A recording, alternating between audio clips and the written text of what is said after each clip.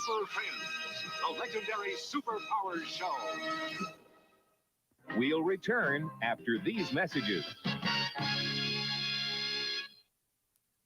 Dragon Blaster. One more paralyzing Dragon Blast, and what? Freeze, Fisto! Dragon Blaster, Skeletor, Fisto, Roboto, and He-Man figures, each sold separately. Roboto, attack! Your Dragon Blaster can't stop the most powerful robot in the universe. Oh, yeah? Freeze, Roboto! I said freeze!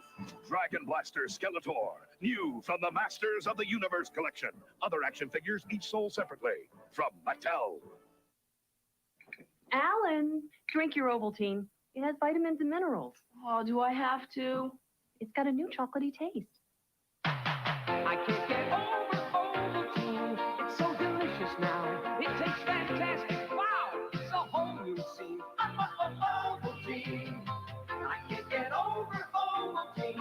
I can't get Ovaltine, the whole new taste you won't get over. I can't get Ovaltine. Also available in sugar-free. We now return with the Super Friends. We'll return after these messages. A little something happens when I grab that stick. I'll become a pop star in just one lick. I'm a popsicle pop star. I'm a popsicle pop star. Creamsicle pop star. All our favorite flavors come on that stick. I'll become a pop star in just one lick. I'm a popsicle pop star. Oh, icicle drink. It's got a new drink. Now there is a cool up. Now there is a cool up. It's candy apple cool up. Candy apple cool up. New Hi-C Candy Apple Cooler, made with real fruit juice with a full day's supply of vitamin C. So cool, it's cool enough for me. Candy apple cooler. Hi-C, drink Hi-C. I want to get out and get going, 'cause it's the best time of the day now. Just my friends and my fruit roll-ups. We're having fun for weekends and wow, we love our fruit roll-ups. Fruit corn is fruit roll-ups. We love our fruit roll-ups. Fruit corn is fruit roll-ups. I want real fruit and fun. Roll up and watch. I love my fruit roll-ups. Now there's even more fun in fruit roll-ups. A free Crayola drawing marker in every box. I'm Captain O.G. Readmore, a reading kind of cat. Read a book like me, you'll soon agree that reading is where it's at. We now continue with the Super Friends.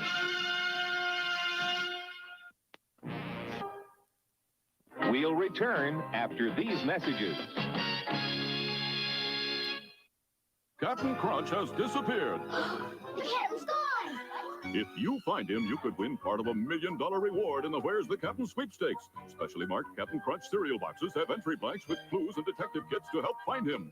Millions will guess, answer right, and you have a chance to be one of 10,000 winners of a $100 share of the $1 million. To enter free, write for one of the 3 clues to Where's the Captain, Box 3225, Syosset, New York 11775. Now, where is the Captain? Reno.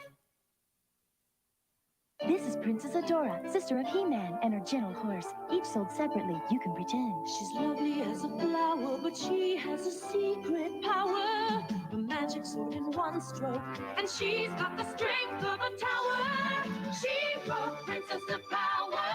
The fate of the world's in the hands of one beautiful girl. Princess of Power. She-Ra doll Princess of Power comes with everything you see here. Swiftwind horse sold separately, new from Mattel. The demon chest. It was unlocking the 13 ghosts of Scooby-Doo. Ghosts! Sure to watch the all-new Scooby-Doo this fall on ABC. You'll love it. Friday at 8:30, 7:30 Central, join Tony Danza and Mary Lou Retton for the Saturday Sneak Peek and Fun Fit Test.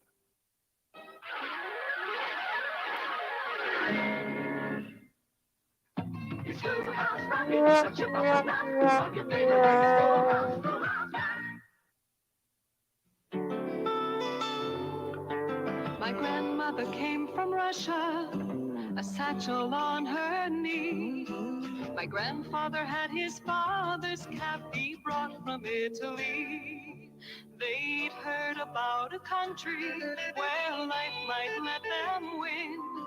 They paid the fare to America and there they melted in. A lovely lady Liberty with her book of recipes and the finest one she's got.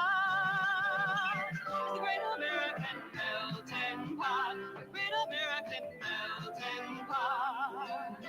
America was founded by the English, But also by the Germans, Dutch, and French. the principle still sticks, our heritage is mixed. So any kid could be the president. You simply melt right in. It doesn't matter what your skin, it doesn't matter where you're from or your religion. You jump right into the great American melting pot. Great American melting pot. Ooh, what a stew, red, white, and blue. America was the new world and Europe was the old. America was the land of hope, or so the legend told. On steamboats by the millions in search of honest pay, those 19th century immigrants sailed to reach the USA. Lovely Lady Liberty with her book of recipes and the finest one she's got. The great American melting pot, the great American melting pot. What good ingredients, liberty and immigrants? They brought the country's customs, their language and their ways. They filled the factories to the soil, helped build the USA. Go on and ask your grandma, hear what she has to tell. How great to be American and something else as well. Lovely Lady Liberty with her book of recipes and the finest one she's got is the great American melting pot. The great American melting pot. The great American melting pot. The great American melting pot. The great American melting pot. The great American melting pot. The great American melting pot. Get the fuck out! We'll return.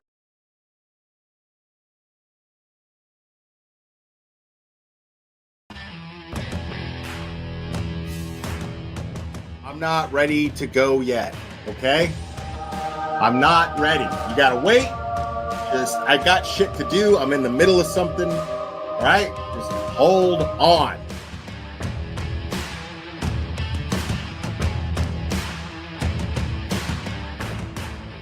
Watch your mouth or don't come in here. Uh-oh. Oh, yeah, people, come on, we're adults here. You know what? What is the point? Yeah, we're adults here. I got a fucking Burger King fucking thing on my head. We're all fucking adults here, guys. People in my chat, 2 words. What are they? 2 words. Let me see the chat flood. Let me see the chat flood. 2 words. Okay, next caller. Please. Let's get into the meat and potatoes, which translate in American to dick and balls.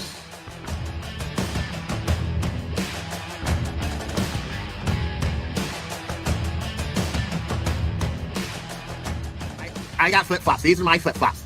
Yeah, I really like my flip flops because I can put them on. Because look, watch me put them on. I can put them on all by myself. Watch me put them on.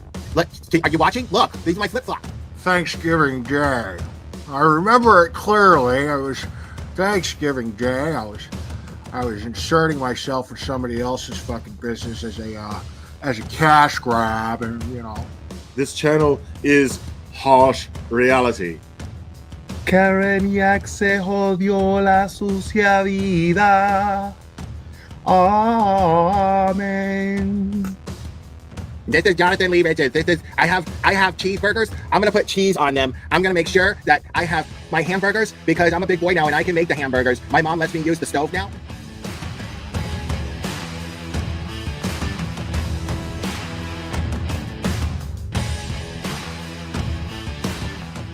And I'm just like, wow, I like receipts, and they brought receipts. Like they had evidence to back up everything they said. And I'm like, okay, well, there's got to be another side to this, right? Like this can't. No, this is too fantastic. Yeah, because you're not going to just jump to the conclusion that there's a conspiracy amongst cops to cover up a murder. You know what I mean? Yeah, I mean, cops and just like soccer moms and shit. Like that's what made it even crazier. Like, yeah, get it, Betty. Yeah, did you have a close relationship with your mom? Get it, Betty. Oh, of course, I still do. Yeah. My older sister was kind of sad. She was more of the prissy girl that like going That is and the getting their hair best done shit and, fucking shopping for ever. dresses with mommy. I was the tomboy that like playing with the people. Shout out to Cherry for just being just easily the most faithful and loyal supporter that I've ever had. That someone could have that tenacity with loyalty. And I'm really blessed to have someone like Cherry be part of this channel and in my life. So it means a lot. And yes, I named him after Mr. T and Rocky. Say, woman. Say, woman. Say, woman. Since your old man ain't got no heart, why don't you come down to my apartment tonight and I'll show you a real man. Oh my God, I'm so in love with this little dude. Yeah, I'm going to go ahead and wrap this one up. I love you guys very, very, very, very much. And we will do this again very soon, my friends. Oh, say bye. Say bye. Oh, I love you too. Give me a kiss. Oh, I love you. Bye, guys.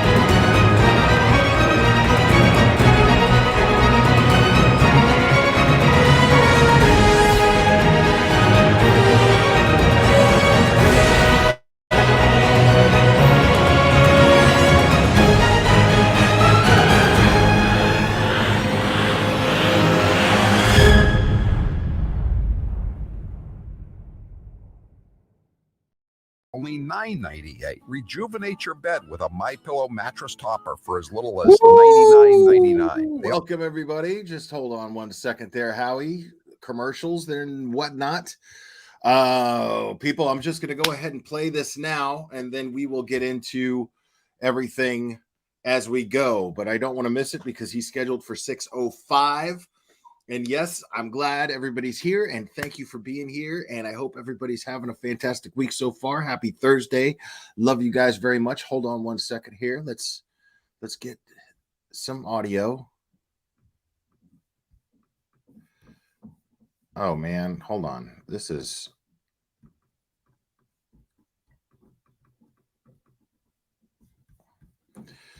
hold on here. We're on second, folks.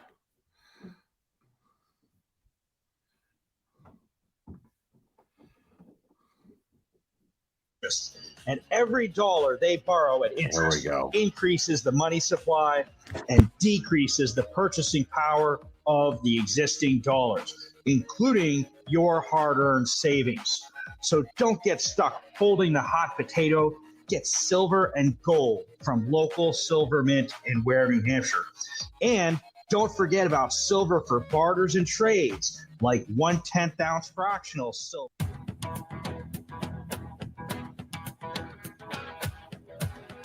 Better strap yourself in. It's time for the Howie Carr Show. Just by show of hands, who here is willing to admit that the Trump-Russia collusion hoax was indeed incorrectly reported by the mainstream media? Looks like the shoe is on the other foot. All right, so those of you listening, Why would that be inappropriate? What's inappropriate is lying Timothy to the public. Bradle, Turtleboy's attorney, is scheduled to be on Howie Carr, which is what we're listening to right now.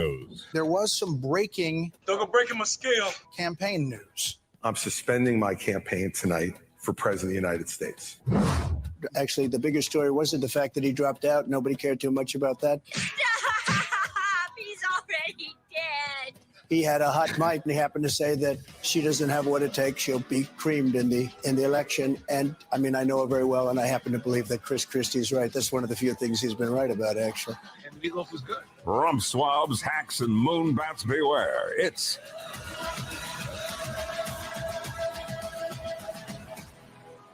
Howie Carr. 844-500-4242, 844-500-4242. As you know, we've been covering the story of Aidan Kearney, a.k.a. Turtleboy. He's the blogger who's broken a lot of huge You guys can hear this, right? Massachusetts over the past few years, including on the state police and some of the corrupt public officials, including elected officials in the city of Boston. And he's gotten involved in a murder case. Karen Reed is charged with killing her boyfriend, a Boston police officer, John O'Keefe. And Turtleboy has been trying to prove, along with the legal defense that she has, that she is not guilty of this murder and that there are other people involved. This is all involved in the town of Canton, the Norfolk County, just south of the city of Boston.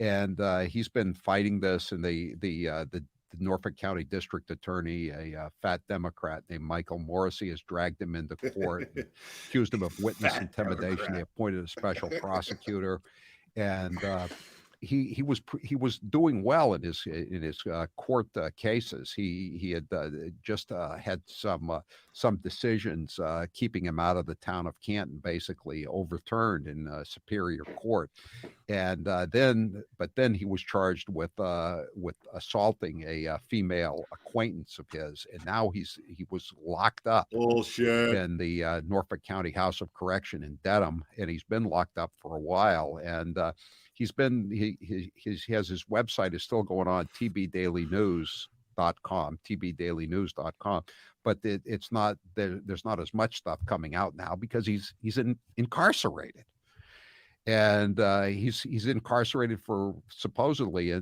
for a couple more months, and we wanted to check in with his lawyer because we can't talk to Turtleboy anymore. But we wanted to talk to his lawyer, Tim Bradle, to see how he's doing and what's happening. And joining us now on the line is Tim Bradle. He's the lawyer for Aidan Kearney, a.k.a. Turtleboy. He's been a lawyer practicing for more than 30 years. He spent 11 years in the Suffolk County DA's office in the homicide unit. So he's got a good background and a good reputation. Tim Bradle, thanks for being with us here on the Howie Carr Show. Howie, thanks so much for having me. It's a real pleasure. You know, between you and Turtleboy, you guys are in a class by yourselves, standing up to corruption, hypocrisy, tyranny, you name it. And it's a real pleasure to be here. Really, what you're doing is so important in this state. Please don't move to Florida. Well, that's where I'm broadcasting from now, but I'm still keeping my hands in the whatever it is in Massachusetts. It's not a pie, that's for sure. Yeah. Or it's a kind of pie I wouldn't want to eat. Sure. Let me put it that way. So what's going on with Turtleboy right now? Yeah, he's in jail. He's in jail, Howie. Jail is no fun. He's tough as nails, though. You know, he's going to tough it out. He was an Eagle Scout. You know, he could get by eating bugs and drinking rainwater if he had to, and he will. Ironically, Howie, he could walk out of jail tomorrow if he just pled out to these charges, which of course he never would. But they're so paper thin. The allegation, which he absolutely denies, is that in the course of trying to get his personal property back that this person stole from him, that he pushed her and she fell on the couch, seated on the couch, or she bumped into the couch, depending on which story we're going to go with at any given time. And that's the allegation, and that constitutes domestic violence and witness intimidation. So as a guy with no record, he could plead out to this thing tomorrow and walk out of jail on a continuance without a finding, probably with a year probation or something. But of course, he'd never do that. Instead, he's locked up. They say 90 days. We say 60 days. But in any event, we're going in for relief soon to get him out altogether. Yeah, it's a travesty. Who do you go before? Do you go before this woman who hates him, this Judge Beverly Canone, or is it the Superior Court where he seems to get a even Howie did his homework? Yeah, you know, Howie, I got to say, Judge Canone, I've had nothing but good experiences with her, and I can't say, you know, from personal experience what the heck's going on between her and the defense Howie's team. not filtered at all. Yeah, there's some strange doings over there. But I don't want to show all my cards just yet, but we're looking at a couple different avenues of appealing the Dedham District Court determination, revoking the bail. The District Court judge revoked the Superior Court bail and gave him actually a personal recognizance on the District Court bail. So the bail statutes in Massachusetts are extremely convoluted. But we're looking at a couple different avenues to get in front of one or two choices here. I don't want to show all my cards just yet, but we're going to be appealing this thing on First Amendment grounds. We're going to take the whole enchilada. We got the District Court case, the District Court restraining order, and the Superior Court travesty of 16 different indictments that should make every journalist in this state get chills up their spine from that case. That's for sure. There aren't many journalists left, in case you haven't noticed. I think you have. You know, a lot of the mainstream guys are doing a good job, though. Like Ted Daniels doing a good job with this thing. But you're right. There's too many apologists out there. There's too many people who are just like the loyal opposition. You know, just kind of biting around the heels to try to make it look good. But there's so much more work to be done. There's so much more journalism to actually be practiced. And how soon? Like you don't you call it muckraking? Yeah, that's an old phrase, like pinko that we were talking about earlier. But yeah, that's what you say. How soon is Turtleboy gonna? What's the best case scenario when he gets out, and what's the worst case scenario? So the best case scenario is we get him out in a couple of weeks. The notion is that he's being held on a faulty foundation of completely unconstitutional charges. And if you look in Superior Court, and this is what I mean when I say the journalists should get a chill up their spine in this state and everywhere, because they are literally citing in the charging documents the same kind of language that you might hear on television when there's a teaser coming for like the 11 o'clock news, you know, when a reporter, you know, gets a bad guy in his driveway and chases him up the driveway and yells at him 10 times, you know, did you do it? Did you swindle the old lady or whatever it is? And that very same conduct that would be in a teaser on television for a news show is stated now as a felony under the witness intimidation statute. Bullshit. The same thing that I used to do routinely when I was in TV news, and that everybody in TV news did back in those days, and still occasionally does. Exactly. And I when I was reading it, I just couldn't believe what I was reading. I mean, this witness intimidation statute is probably the most egregious example of legislative malpractice to come down in the last 50 years. I mean, the statute's a total abomination. It just flat out ignores the First Amendment. It ignores it. It ignores our state constitution, Article 16 of the Mass Declaration of Rights. That's our state analog to the First Amendment. It's a joke. It creates this super class of citizens called witnesses who have immunity from scrutiny or criticism. It's crazy.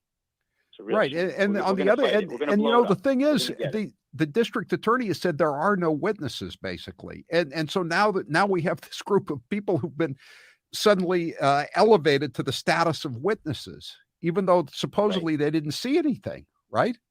Right. They want it both ways. They want to have it both ways, and the statute is just such a travesty. It makes it a felony if you threaten emotional or economic injury to a witness.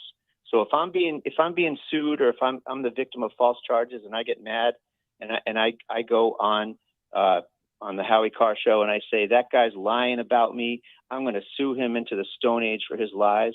If he's a witness against me in court, I just committed a felony. I just committed witness intimidation. I'm threatening to sue the guy. And if someone decides they're experiencing emotional injury, all of a sudden I'm a felon because I caused them emotional injury. Also offering a gift, an offer, or a promise of anything of value. If I buy somebody a cup of coffee, I'm committing a felony. If you mislead them, who's deciding what misleading means? Right. Although the SJC did narrow that one a little bit, thank goodness. And also, of course, whoever harasses a witness, and harassment has been narrowed as well. But I predict that we're gonna narrow this statute down to an appropriate level of only if you threaten physical harm to person or property or utter fighting words. That's the only thing that's going to constitute witness intimidation when we get done with it, as it should. You know, he's in this jail, the Norfolk County House of Correction. My understanding is most of these jails in Massachusetts, because of all the crazy legal decisions and not prosecuting people for these jails are half empty or 2/3 empty. And you got a guy who's a reporter who's in this. It's pretty much of an empty jail, isn't it? Yeah, I have to say though, the sheriff over there and the deputy superintendents have been super. They've been fantastic. They've been reaching out to us and keeping a close eye on him, and they're almost too much. They kind of need to give him a little more freedom and a little more leeway to get outside and get some air. But no, but I'm just saying that, I live in Norfolk County when I'm up there, and it's not like it's a totally crime-free environment, but there's no criminals in the jail other than Turtleboy, apparently, and a handful of others. It's pretty quiet. It's just unbelievable that he's in there for 60 days, we contend, for something that he could plead out to for probation. And then the other framework is this completely unconstitutional set of indictments rather, that are we're gonna knock them over the green monster. They're going away. It just takes time to get everything into the proper court, and the system does not move quickly. And every day he's suffering irreparable harm. You hear that from lawyers, irreparable harm. He's suffering irreparable harm every day. He can't practice journalism. Every day he can't practice his First Amendment rights. He's suffering irreparable harm, and we don't have time to wait for the lawyers and the courts to get their act together. We need to get some immediate emergency relief, and we got to get our ducks in a row to do it. But we're almost there, and we're going to do it very soon. Tim Bradel, can you hang on for another segment? Yeah, I'd love to, Howie. Okay, and we'll open the lines if people want to ask Tim Bradel a question about what's going on with Turtleboy. 844-500-4242. 508 says Turtleboy should say he has COVID and petition for early release. Yeah, some really bad thugs have done that, and some of them have actually gotten out at the federal level. I think at the state level as well. That's a good point. But of course, he's going to be held to a different standard. But we'll be right back with Tim Bradle. If you want to ask a question about what's going on with Turtleboy, Aiden Kearney, give us a call, 844-500-4242. I'm Howie Carr. Leave a message for the big guy. Call the Chump line, 844-500-4242. Press 2 and leave your message. Then listen every weekday at 5. Wow. So Tim Bradle, man, he's not pulling any punches. I mean, he's not showing all his cards, as he said, which I love that, but he's not pulling any punches. He's straight up saying this is completely unconstitutional. He's saying the same thing that I've been saying over and over and over again, that the law itself is unconstitutional.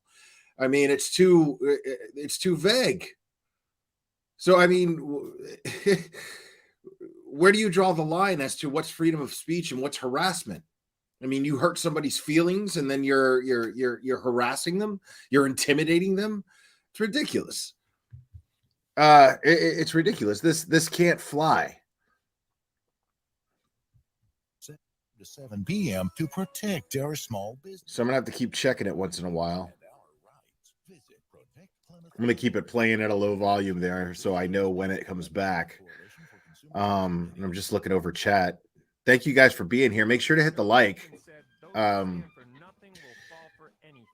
is Toby from Cape Gunworks. When our founding fathers drafted the Second Amendment, there was no question of its meaning. Today, if you have Rumble. advice, training, or to send a few rounds downrange, we have a fully stocked pro shop with a huge selection of guns, crossbows, archery, classes, rentals, a 15-lane range, and a friendly staff. Come on down to Cape Gunworks, Airport Road, Hyannis, or capegunworks.com. Whether you're a first-time gun owner or a gun enthusiast who has outgrown your current safe, you'll want to know that the area's best Liberty safe dealer is Dependable Lock Service, located in... All right, give me 1 second here, folks. This way you could look at a lot over the holiday season. Look at old When Mr. friends and family came over to the house. Mr. Carr. The Eden Pure thunderstorm in the kitchen. So we can actually see when he starts talking here. Let's look at this chat a little bit. Look, dickhead's in there. Biff Thundertwat's in there. I mean, don't break the law while on a 16 felony charges, ROR bail. It's good. It's a change of pace, and people are asking about this. Yeah, we sold out of Cape Gunworks, by the way. Yeah, I saw that. That was good. That's good. Another reason to love this device, it doesn't take up any space. So I guess it he's just plugs talking to his into the engineers wall. or whatever. The Thunderstorm is compact. You can hold it in your hand, so you aren't tripping over a giant machine. There are so many other reasons, but don't take my word for it. Go to EdenPureDeals.com and check out the 3-pack special. Go to EdenPureDeals.com and don't forget to use code GRACE3. That's EdenPureDeals.com and use code GRACE and the number 3 at checkout. People are such dickheads too, man. Like yesterday, so I was live yesterday. And then I made the analogy that I've made 100 times on this show about how Hitler thought he was saving the world, and everybody who does whatever they're doing thinks they're doing the right thing. Everybody, and that was the example I gave. And then I misspoke. And then, of course, it got clipped. Even as soon as I misspoke, I was like, these idiots are going to clip it. And then sure enough, they did. And it's just like, I mean, I'm not really worried about it, only because like all you have to do is just watch the live, because I corrected myself immediately, but they didn't play that part, but that's just, I mean, that's what these idiots do. Like they have to stoop to tricks, which is just really pathetic. Comment. Tell them Howie sent you. That's hereman.com. Howie's just waiting. I love that Timothy Bradle is just going to hang out there, answer some phone calls. And he's back. We opened up the phone lines and they immediately filled up.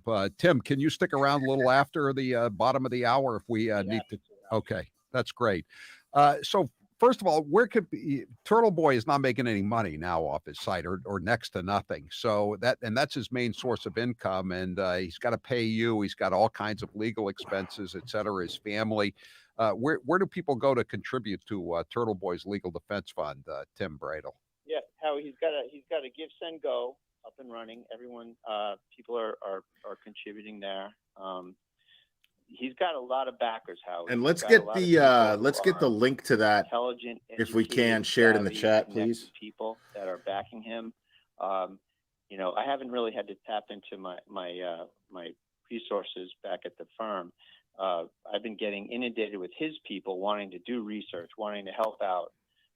So it's been a good run. He also has a nonprofit in New York called Good Counsel that I'm working with Elizabeth Dombrowski down there. She's an attorney who is focused on this First Amendment civil aspect of this. So there's a lot of resources, and you know, in terms of funds, that's a different story, of course. That's the Give, Send, Go.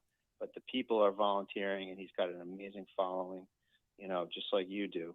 And you know, he's standing up to the man. You know, that's why people like him. Standing up to the man. Abrasive, but he's got such a loyal following because, you know, he stands up to the man. He stands up to the bully. It's got to be so frustrating though to wake up in the morning and you're in that cell and you can't turn on the computer and you can't make your Cherry, not that your thoughts and your reporting known. Turtleboy's defense fund. Your readers and your listeners and your viewers. Yeah, his people are getting inundated. Please, with if you could grab a hold of Turtleboy's defense fund and share it, the link, I'd appreciate it, Cherry. That are out there. Thank you. You know, he's standing up to the Norfolk County prosecutorial machine. You know, they don't fool around when they, you know, these suburban DAs and these suburban police units, mass state police units that are attached to these DAs offices, they are not used to being challenged.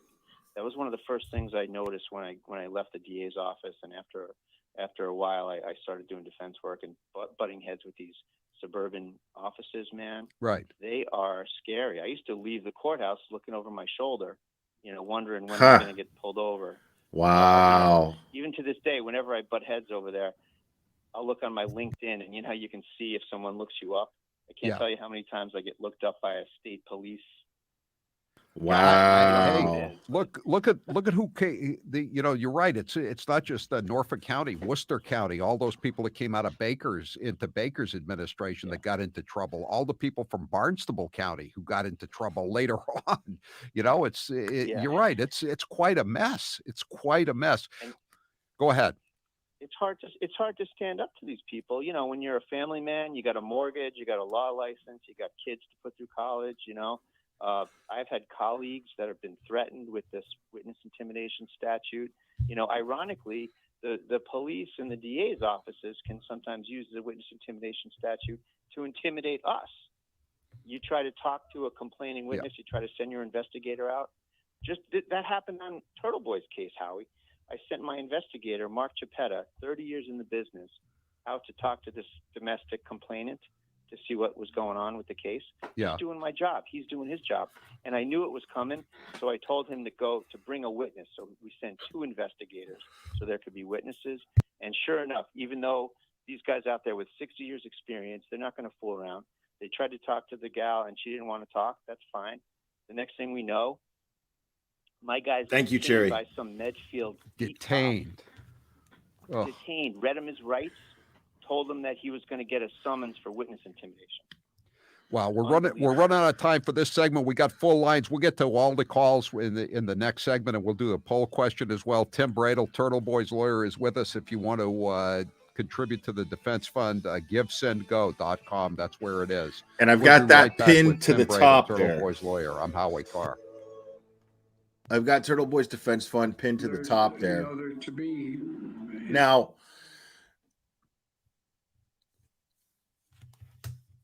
I was wondering if Bradel was going to discuss that, and I'm glad that he did, because it's important that we know. Like, for those of you who don't know that are following this, and I even messaged my friend SF Investigates and asked him if this was normal, something that he's dealt with, and he's like, no.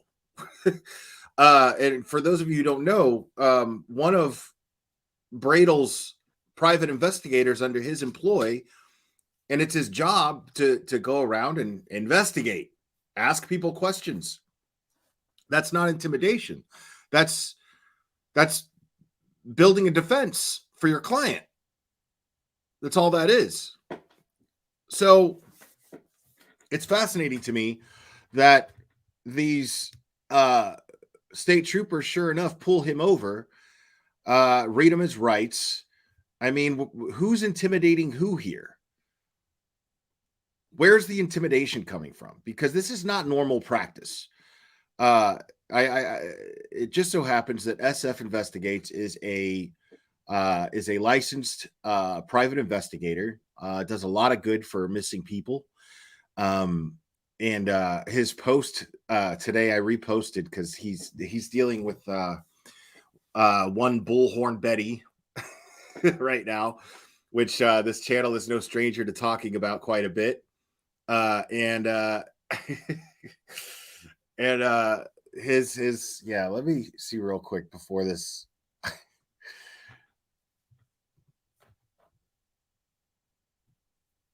Before this comes back on.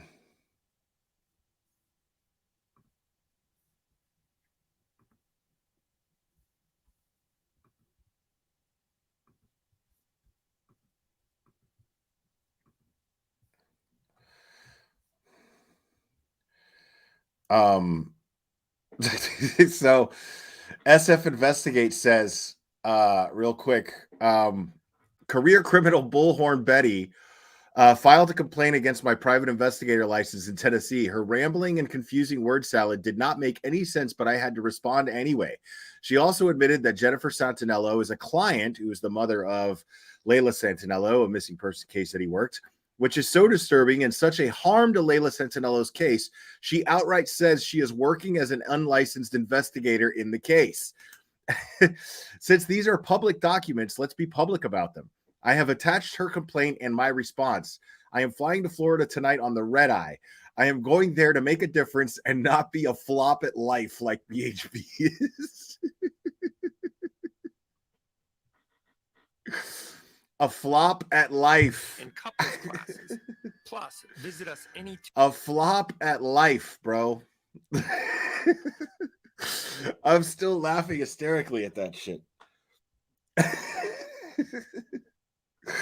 That shit is so funny to me. I'm flying to make a difference and not be a flop at life like Bullhorn Betty is. Holy shit, that shit is funny to me. Is Dependable Lock Service located in Nashua. Visit Dependable Lock Service for a large collection of in-stock safes now. Keep your guns and other valuables in the safe made with the best materials and craftsmanship in the USA. A Liberty Safe. Visit libertysafenewhampshire.com to find the right safe for you.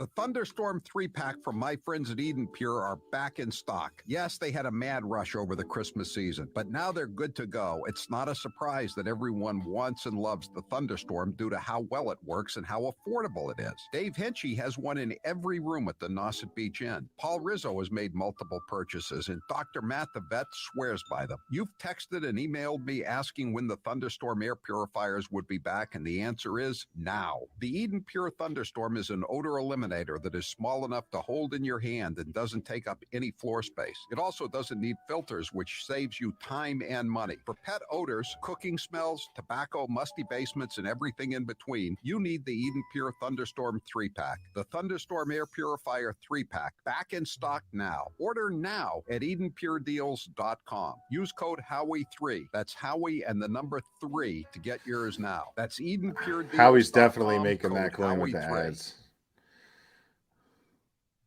Are we going? Are we back? Yeah, we're back. Flop at life. Live from the Matthews Brothers Studios. 844-500-4242 before we go back to Tim Bradle, the attorney for Turtleboy, and we're going to take all your calls. We got full lines here since we opened them up, but I want to do the poll question. Today's poll question is brought to you by the Wellness Company. I got the flu. The mailroom manager got sick, and some of our staff and clients have had COVID. This is all in the last month. Be prepared and get your emergency medical kit from the Wellness Company today. To learn more, go to twc.health/Howie. There you go. This is more accurate. My bad. Howie. When you use code Howie, you save 10%. Fall. Taylor, what's the poll question? What are the results thus far? Today's poll question, which you can still vote in at howiecarrshow.com, is who was most responsible for the Patriots' success? More Boston words. Bill Moon Belichick, bat? Tom What's a moon Brady, bat? Robert Kraft, or the referees? Brady. 63% say Brady, 26% say Coach Belichick. All right. 844-500-4242. So before Oh, we yeah, go to the you guys calls, are I wanna ask freaking out you right now over that, aren't you? Did Turtleboy do anything to this woman? He's charged with assault and battery. What really happened that night? That's the allegation, Howie, and by her own admission, she took his personal property, some papers that he had, and he wanted them back, and he asked her for them back. Her allegation is that he pushed her in trying to get him back, and she sat down on the couch. She got pushed onto the couch. That's the allegation that's locking him up for months, and he absolutely denies it. We know for a fact he didn't do it. He absolutely never touched her, and he's never touched a woman in his life, and he has no record. And like I said, he could plead out tomorrow if he wanted to, just to get out of jail, and he won't do it. He's had a relationship with this woman, though, correct? Yeah. How he's trying to 209A get to the dirt. relationship, as the DAs like to say. Meaning restraining orders? No. 209A relationship, like a romantic dating. Oh, I see. Okay. I think of it as a restraining order. I'm sorry. Okay. Yeah, and well, she did. She sought a restraining order, and everything in this thing is just a raid against Mr. Carney.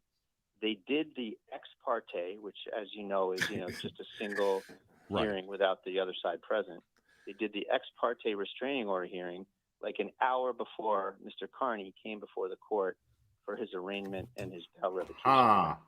So the complainant and the police that are propping her up and bringing her in had a full free shot to smear Aiden in front of the judge right before our arraignment and our revocation hearing. I know it's like looking backwards now, but shouldn't he have been paying more attention? I mean, he had just won a big victory that day. I know he was on my show that Friday night, and he was taking a victory lap. And then the next day, I start reading these tweets that Turtleboy's in big trouble now. I mean, shouldn't he have just stayed away from her? Yeah, he should have, and he was told to. But that's another story. But we have to deal with it, and we're going to deal with it in all seriousness. It's a terrible situation, and you're right. It was a big victory that Friday, and Judge Krupp relieved them of any restrictions whatsoever. And the whole case, really, we think, is just brought to impose restrictions on him to keep him away from the Reed people. But we got rid of those restrictions. And you think he's going to go commit domestic violence and restrict bail revocation, bail revocation? Exactly. 24 hours later? Come on. It's ridiculous. Let's get real. The investigators showed up at her house with a subpoena 2 hours after we got done on Friday. And the whole thing, we contend, was engineered. Absolutely. What it did. Clearly to engineered. Provoke him into going over there, you mean? Yep. It's like a moth to a flame. Hey, I got a grand jury subpoena, and come on over. And that's exactly what was done. Text messages saying come over.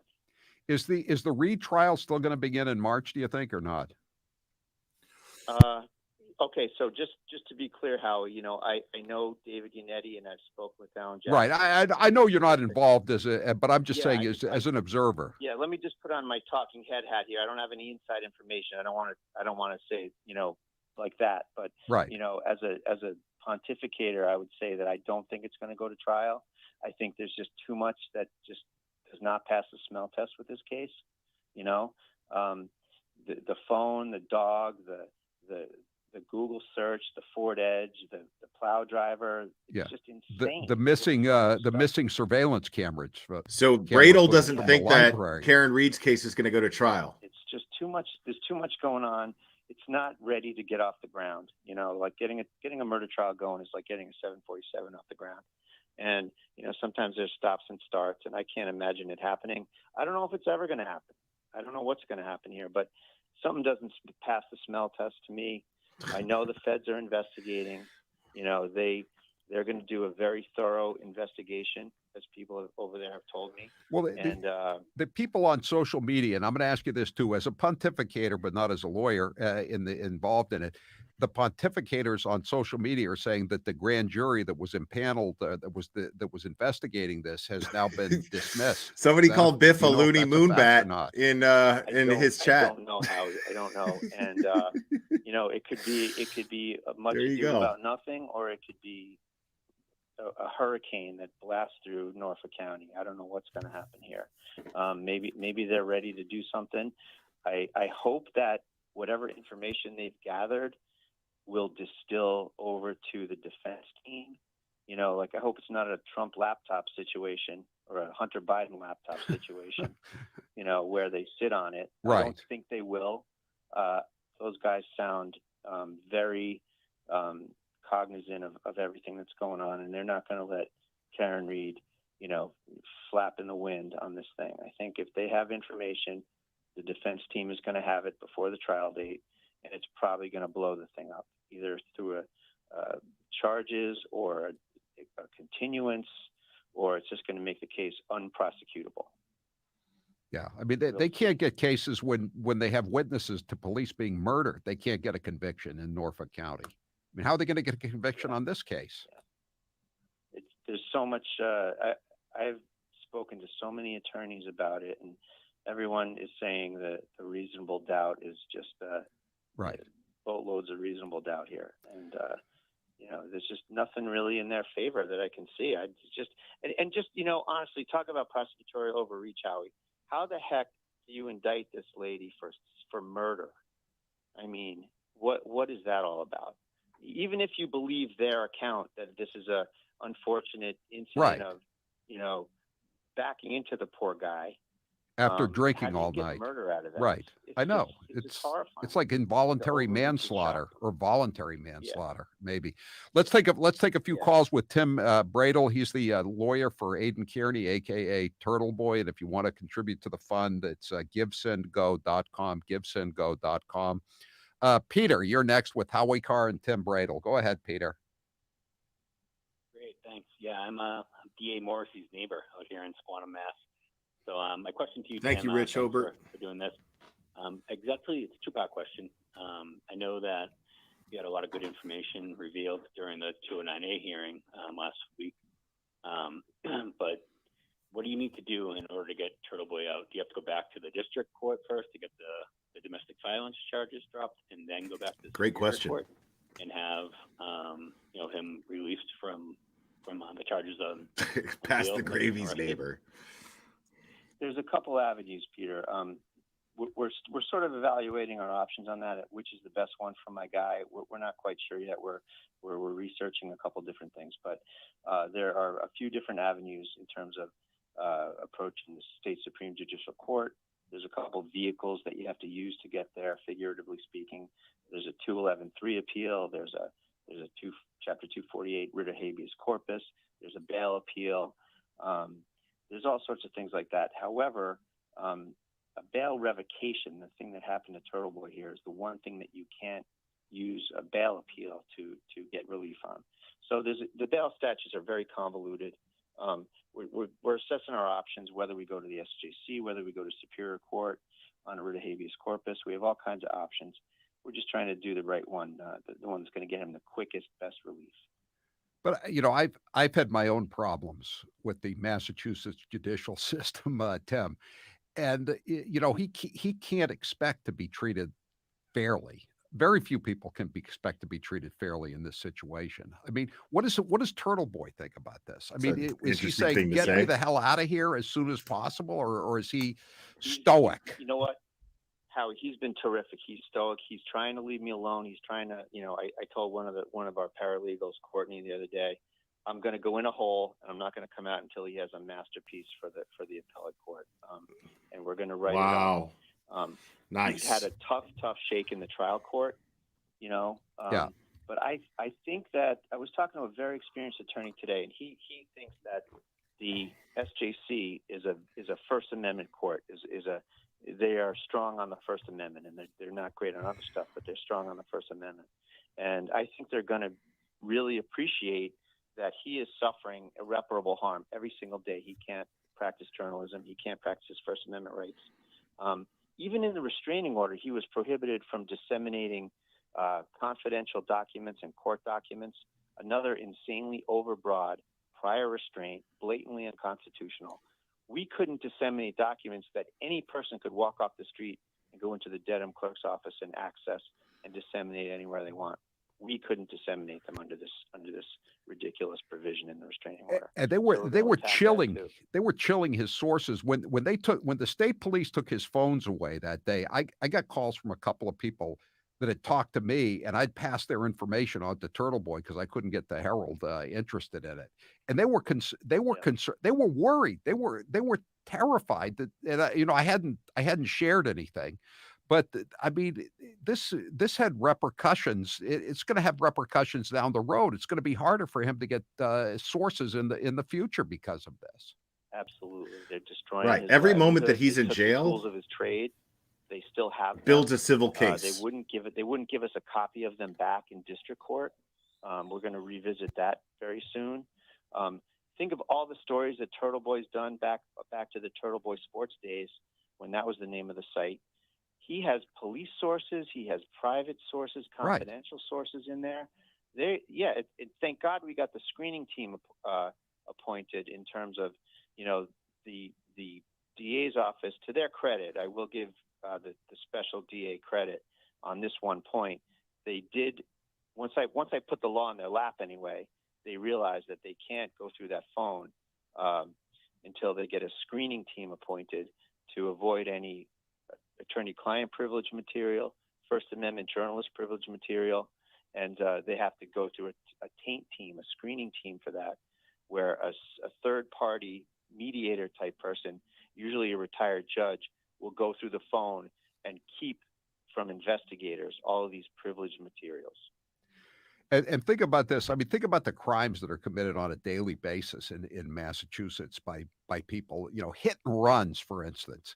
And they're just or a pregnant woman they're brought into court and they're let go on basically assaulted by 3 different cops, and where people have been injured or could have been killed. And I'm just picking that as one example. And look what they're doing to Turtleboy compared to somebody like that. It's a completely different playing field when it comes to Turtleboy. They've given him no quarter, and we got to fight for every little thing.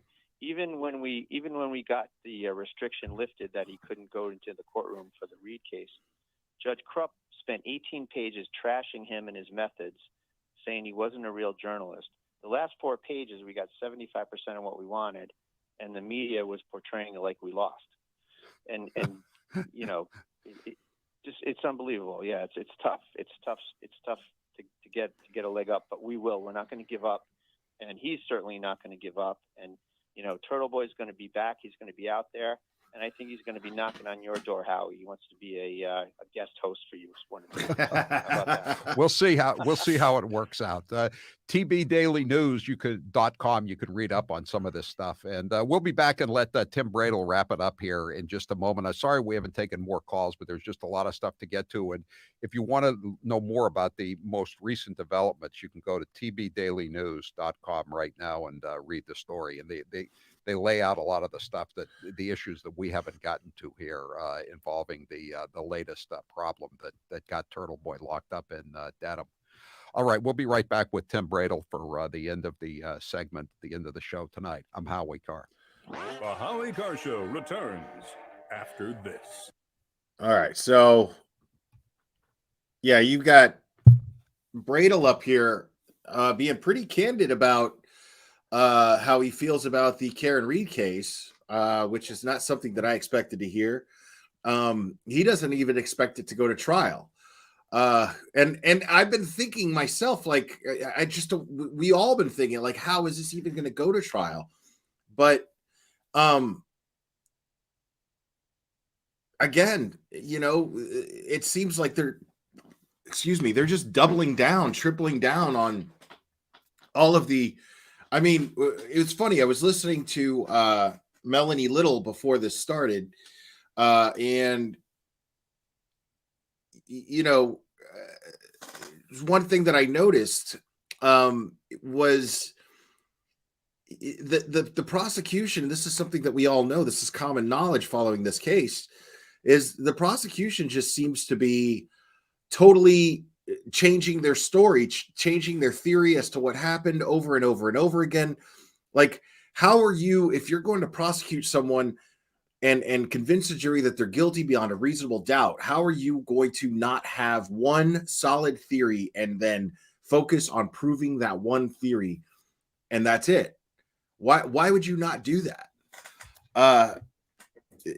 There's just realistically, there's no way to see this go to trial and win. You're never going to convince 12 jurors.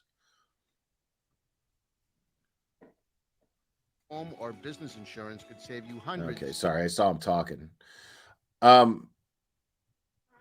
You're just never going to convince 12 jurors that that this woman is guilty. You're never going to convince 12 jurors beyond a reasonable doubt that this woman is guilty when there is tons of doubt. Tons of doubt. You talk about one aspect that creates doubt, and it's a drop in the bucket of, I mean, they could pick out of a giant hat. Yannetti and Jackson could pick out of a giant hat. They could pick something that creates enough reasonable doubt to exonerate Karen Reed.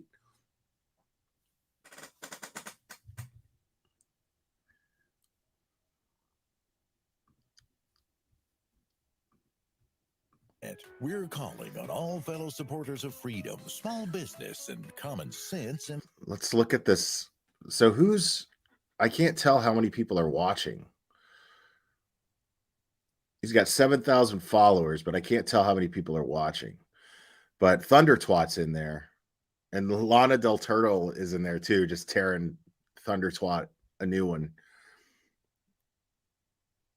Biff, you have Mello on speed dial now, but in a couple of weeks, that's not going to work anymore. You're going to get Reddington instead. So yeah, everybody's just coming. Everybody's coming at Biff Thunder Twat, just like guns loaded, man. It's pretty great. Yeah, dude is such an idiot. I mean, I'm not even sure if it's a dude or not. It's a troll account, but it's just so funny to me. Fractional silver. So you.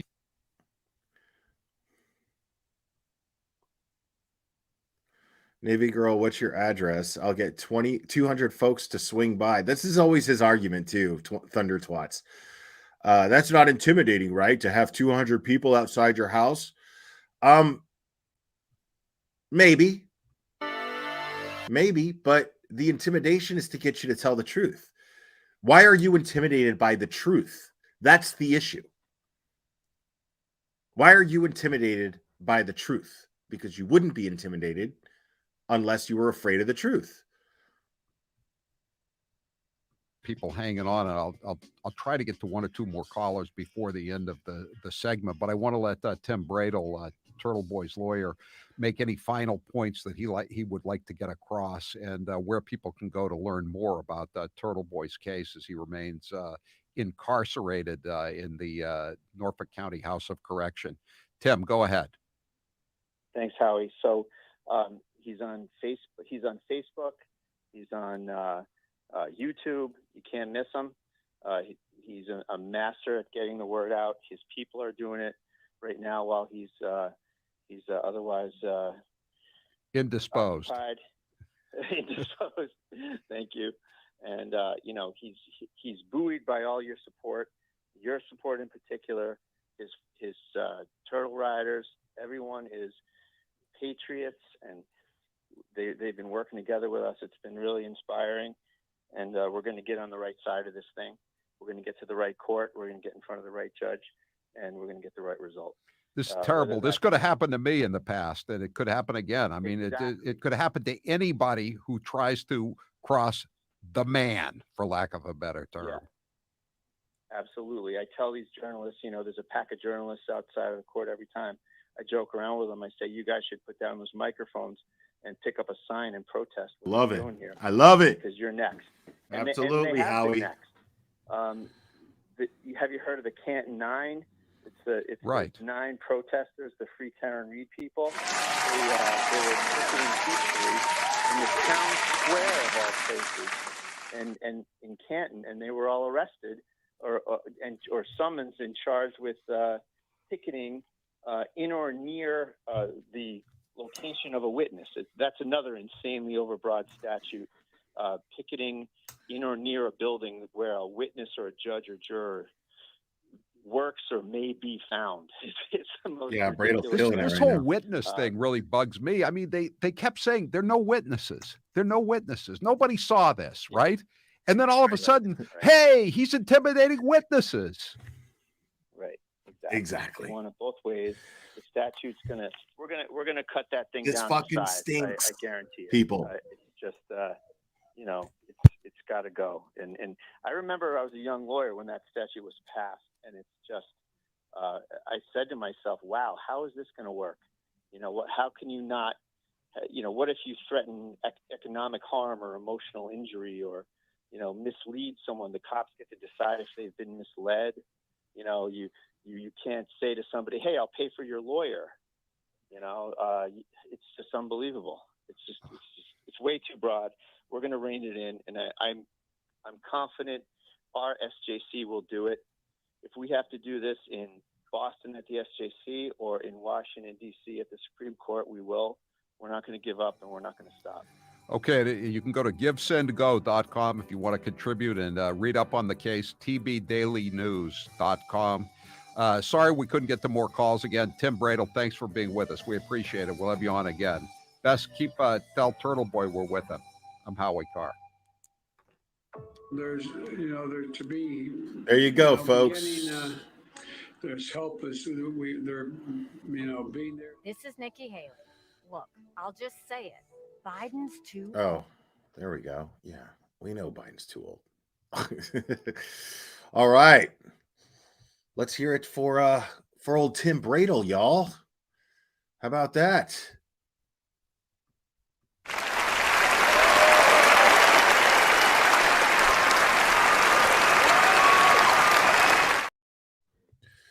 Absolutely. Excellent. It's great. Always great to hear from Tim Bradle. I think I think Turtleboy did a great job by choosing him. He got the right attorney. Turtleboy is not stupid. He knows that this is a First Amendment issue. He got the attorney that is going to verify that this is a First Amendment issue, and he's going to fight this as a First Amendment issue. And it is nothing less than a First Amendment issue. Yeah, I'm freezing too. And yeah, Turtleboy's going to come out on top. It was interesting. Tim made a great point starting that interview off. He made a great point saying Turtleboy could walk out of jail tomorrow if he pled guilty, if he pled down, and he could just walk out of jail tomorrow. But he's sitting in jail for a purpose. He's sitting in jail because the charges against him are bullshit. If he pleads guilty, folds, walks out of that jail, then him getting arrested in the first place means absolutely nothing. Okay? Now, the thing is it's his life. And I wouldn't judge him one way or the other. I honestly wouldn't. But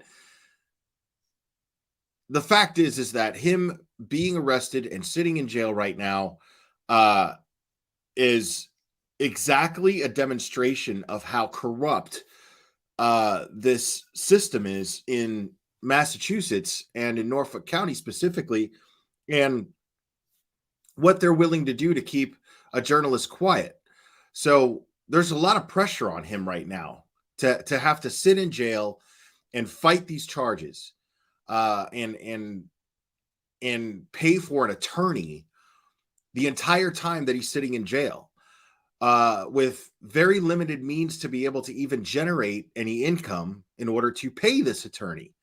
So I have it pinned there at the top of the chat if you guys want to contribute to Turtle Boy's defense fund, because if you believe that Turtle Boy's incarceration right now is merely an extension of the corruption that's taking place in the Karen Reed injustice and the John O'Keefe investigation, well, click on that link. I mean, even if it's just $1, whatever you can do. Whatever you can do. So, because make no mistake, he could walk out of there at any given time. He's sitting in jail right now to fight these charges and to make a change, because those charges are absolutely a violation of his First Amendment rights. And if his First Amendment rights are being violated in this way, what's to stop these people from violating your First Amendment rights? What's to stop the county that you live in from violating your First Amendment rights?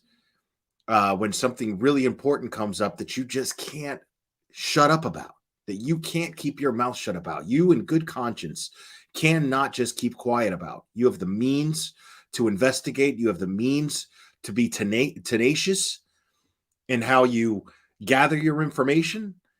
You have the means and the ability to be tenacious in showing out these discoveries that you make through your investigations. I mean, this is a serious issue that if he were to just fold right now and leave, then that's a win for the very people who violated his First Amendment rights. And therefore, everybody's going to be subject to it no matter what at any given time. They win. Somebody has to fight this. And Turtle Boy is absolutely fighting this. Again, he could walk out of there tomorrow. But the reason why he's sitting there is because he's got this attorney, Tim Bradle, who we just heard, willing to dive in and do the work. He said himself that he was going to put himself into a hole and not come out until he has some just way of getting Turtle Boy out of jail and fighting those charges to where he does not have to take a guilty plea. He does not have to fold.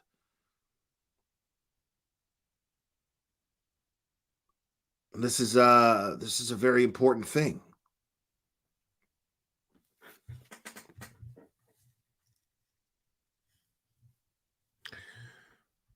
What's her channel? Jeff? What's the name of her channel? We'll stream her just for shits and giggles for a minute.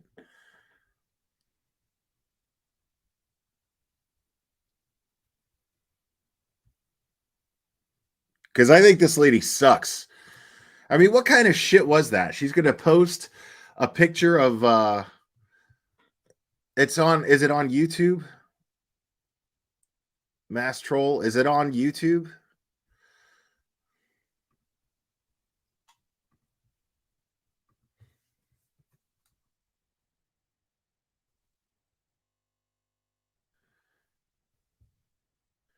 Oh yeah, look at here. Looky here. Looky. What do we got here? Let's have a little fun. Because I rushed home. So Oh, in my honor. I know, painful. I'd like to pretend that I'm also like in that same predicament, but that's a big fat hairy lie. I've been vaping for the past hour and a half. I'll have you know. Yeah, no, it's a good way to talk about this because this is some heavy stuff. Heavy stuff. I got to pay attention to super chats today too, because like I've been blowing them off the last few streams. I apologize. I get really into the subject matter and I forget that you people are so generous. Because anybody who actually collects any donations and support for their channel, with an opposite opinion is a grifter. But, when she does it, well, she's a crusader for the truth. So, like, for instance, Ben Holden, thank you for the $1.99 so that you could bitch at me for being late. Yeah. Duly noted. Duly noted. No offense. So, welcome, you Grant. are a stupid asshole. So you are new in your foray into the world of Turtleboy lore, right? I suppose maybe a few months. Not new into the lore of your channel. I haven't watched every Chili DeCastro hearing ever, but somewhat new into Turtleboy lore, I suppose. Did you see that actually Chili DeCastro he put up a community post on his channel purporting to be raising bail for Aiden, who does not have a bail. His bail was revoked. Oh, I'm sure it'll be just like that time I tried to help the woman on the Native American reservation, and that didn't work out very well for either. Deborah. Oh, she spoke to moths, I think. Wasn't that Deborah? Butterflies. Sorry, yes, the butterflies. Butterflies, yeah. Right. I think Deborah ended up in jail, didn't she? They thirsted her, I believe. Yeah, they thirsted her. Oh, you sucked. I do want to thank them both because I learned all about how the Native American court system works. But anyway, too much about Chili. Sorry, I had to go there. No worries. It's hard because I'm looking forward to the intersection between Turtleboy and Chili. Now, if we back up to when I was feuding with Chili, Turtleboy jumped on that because he saw an opportunity. Didn't work out that well for them. Case dismissed. Thank you very much. So fucking I should bitter, knock bro. on wood because that son of a bitch is probably going to sue me in all of the states before we're done. But Why is she so fucking hateful, bro? Like, look at this lady. I don't consider it legitimate. So that's how I'm going to treat it. Right. Yeah. So yeah, I wanted to talk. So guys, a lot has happened since December 26th, 2020. I'm sorry, 22nd, really, 2023. Yeah, indeed. Yeah. Right. Yeah, 2023. So December 22nd, 2023, Aiden is arraigned in the Superior Court on 16 indictments, right? 8 felony witness intimidation charges, 5 picketing and parading charges, juror, witness, or judge, because he went to their homes. I love when people say this shit, but they don't even hear how absurd those charges are. My God, picketing a witness. Yeah. Right. And where's the crime? And then he has 3 conspiracy charges because he conned a civilian dispatcher into running license plates. Conned a civilian dispatcher. You notice the little how she's careful about the words that she chooses in order to spin a narrative. I know this type all too well. It's using the CJIS system, which is a big no-no, right? So he gets arraigned. Were you at that arraignment, Grant? I think that was in the Superior Court, and yes, I was there. Okay. So, I'm not going to play it right now. I guess, I don't know if it's worth it. What does the chat think? Should we play his Superior Court arraignment? I know that Artie's Corporate Fiction did it last night. And Artie, if you're in the chat, let me know and I'll slide you a link. You're welcome to come up too. Artie's a great guy. And I was trying to catch him up on this whole Karen Reed situation, Turtleboy situation, because they're so intertwined at this point, right? So I don't know. He watched it. I thought it was pretty... he got arraigned. He pled not guilty. There was some controversy over bail conditions. I know that they took that as a win. I didn't interpret it as a win so much as Ken Mello trying to be overly reasonable and kind of misjudging the defendant that he's dealing with. What was your take? Oh, I would say similar read to you, but I'd sum it up in one sentence, which is what happened was Mr. Kearney's charges got elevated from the district court to the Superior Court by way of an indictment. And as a result, Massachusetts law has this weird quirk where the bail conditions you can set on district court charges are a little bit more permissive than the bail conditions a Superior Court judge can set. And that's basically the whole crux of that Friday hearing. Now, it led to a headline in the Boston Herald, "The Turtle comes out of his shell." But as we quickly learned, nobody came out of any shell, and the shell quickly broke in half, came crashing down, or whatever other metaphor you want to use. Right. So like pretty much what happened was there were no contact orders that were put in place on the district court level, so that he could not contact or go near any of the 8 named witnesses, or victims at this point. They're not just witnesses, they're victims now. The 8 named victims in his case, right? So he can't contact them, which is boilerplate, that's to be expected if there's a crime and there's a victim. I mean, you'll see it in robberies, you'll see it in shoplifting. They want you to stay away from the store, which would be the victim. Like it's pretty commonplace that if you commit a crime and there's a victim, the court's going to order you to stay away. So they have these stay away orders put in place at the district court level on a PR. So he didn't have to pay any money to get out of jail. He was arrested, so he wasn't really in jail. But, he got out of custody, personal recognizance, promise to appear, stay away from your victims. Very normal stuff. He's got no criminal record, to be expected. Aiden, in his eternal quest to continue to harass, intimidate, and terrorize these people, was like, nay. I need to still be able to harass. How does this asshole have 34,000 fucking subs, dude? Like, she's just spewing shit out of her face. Them. This is unacceptable. So they take it up to the Superior Court on a bail review, and Judge Krupp slaps him down and says, "There's probable cause for these offenses. You are not a journalist. This is outrageous." And these bail conditions are going to people watching. So then he's arraigned in front of Judge Krupp again at the Superior level. And unfortunately, because Ken Mello, who's the special prosecutor, did not ask for any bail, they could not impose these charges above Aiden's objection. So it wasn't that the court necessarily said, and I believe actually at one point the court said, I find that in this. Shut the fuck up for a second. I love to see who's in the chat too. I love it. Like it speaks volumes. Like I see B Tim in that chat. B Tim is the new labia boy.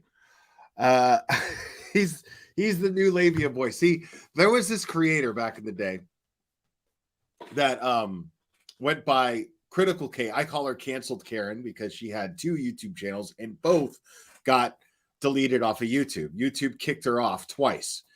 And she got deleted and she was also sued for $10 million and lost, but because she doesn't have $10 million, the judge made her, and she lost by default too, because her entire defense was like, stop harassing me. I choose not to acknowledge this lawsuit, basically. And so the judge was like, yeah, you don't have $10 million. So I'm just going to make you pay $500,000. And now she's in debt for $500,000 for the rest of her life. And so she had this Muppet that would sit on her lap on live streams. And I forgot his name already, but I used to call him Labia Boy because he's not even an entire vagina. Like I couldn't call him a pussy because he wasn't even an entire one. He was just the softest part of a vagina. So I called him Labia Boy. And now B Tim is now is now the new Labia Boy because he settles for being the Muppet for Canceled Karen's biggest simp. And so these people who have no idea about the case, they haven't looked into any facts, they haven't looked into any documentation, nothing. But they're so opinionated, and it's all comes back to hating Turtleboy, which is always really, really funny. It has nothing. Fuck trying to figure out if Turtleboy was actually onto anything by looking at court documents. Fuck all that. We're just gonna hate Turtleboy, and so it makes perfect sense as to why Labia Boy would gravitate to this channel. Now I heard. Now, I'm a big fan of reviewing other channels, and I heard that Canceled Karen was going to make a comeback. I heard it through the grapevine that Canceled Karen was going to make a comeback and talk about the Karen Reed case. And oh, big shocker, she thinks Karen Reed is guilty. So, of course, just for fun, just for filler content, if she goes over this stuff, I will review it and we'll have some fun. So I always just find it really, really entertaining when people who don't do any research at all are so fully opinionated on these cases. I love it. It's always so fun. This case, those conditions would be appropriate, but I'm hamstrung. There's nothing I can do. So it wasn't like this big win, but whatever. They treated it as such. He's on a high. So he leaves court that day and he starts communicating with the victim in his domestic violence case now. And she and I are in contact, which everybody knows about at this point. There's a lot of conspiracy theories swirling around that. And I'm remiss to release a lot of my communications with her because they're personal, and I consider her a friend at this point. I think of her very highly. I think she's that's how canceled Karen is. Canceled Karen likes to just troll and go against the majority. And she'll go as far as victim blaming. She'll go as far as harassing victims. She'll go as far as doxing people that speak in favor of victims. She's just nasty, bad news. No reason, like no surprise that she got sued. So it's just going to be very interesting because her and this lady are two peas in a pod. Very smart woman. She's funny and engaging and intelligent, and she's a good mom. Her children are wonderful. Yeah, I love her kids, especially one of her sons. She's very brave. She's very brave. Very brave. So I don't know what I'll do with that. But what I can say is that this conspiracy theory that this is some sort of plot to get this guy arrested could not be further from the truth. And in the course of the, week, maybe two that I had been speaking to her before this incident, I knew through what she was telling me that Aiden was pushing to see her in person, right? He was texting and calling her nonstop and he wanted to see her in person. And because of her medical condition at the time, I would repeatedly tell her, like, I'm not trying to tell you what to do. I understand toxic relationships more than most people. I understand that. So you were in direct contact with this person. See, that's not suspicious at all. Olivia, I DM'd you. So yeah, I'm sure she'll be talking shit about her right now if she was still with Aiden, right? Totally. This is just, it's just so funny that this person is as biased as she is and people are buying into it. Just anybody who could put together a sentence and hates Turtleboy is going to get views with this particular crowd of people. And that drive to reconcile, but I would really suggest that you not meet him in person, or if you do cave, bring someone with you. Don't go alone, because I was genuinely concerned that to solve the problem of having a girlfriend in that condition and a wife that doesn't know, that he would harm her in some way to take care of the problem. And I have texts to back this up, and she was trying to keep that resolve, right?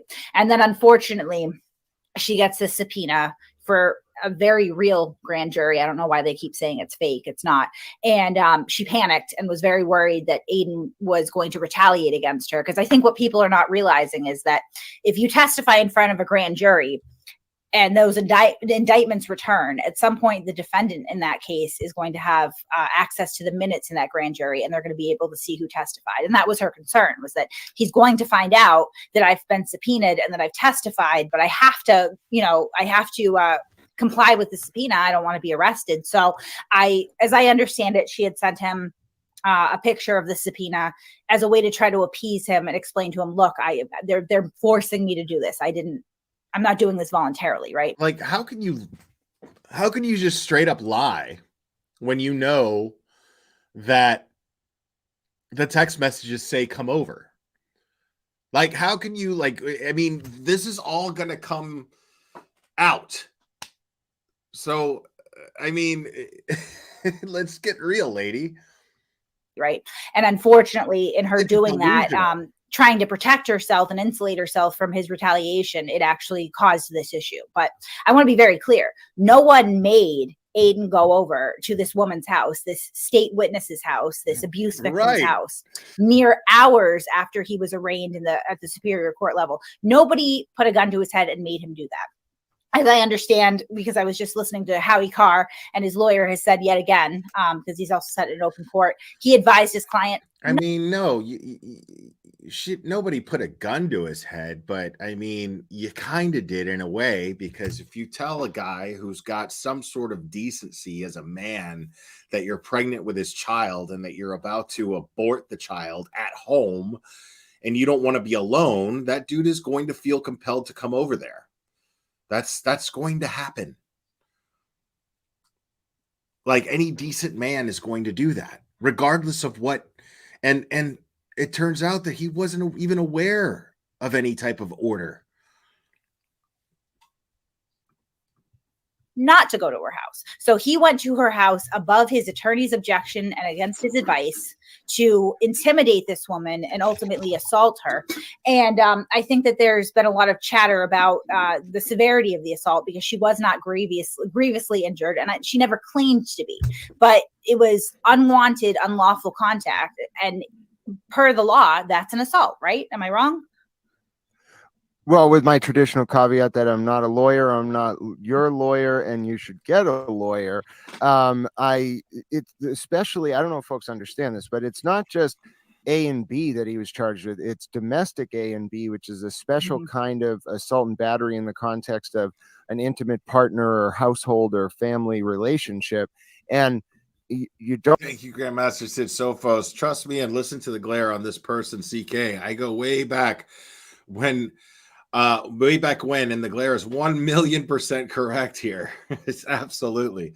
Thank you, Grandmaster Sid Sophos. 100%, 1,000,000%. Absolutely. This lady sucks. You don't have to like take a shod foot and make them bleed from the head to commit a domestic A and B.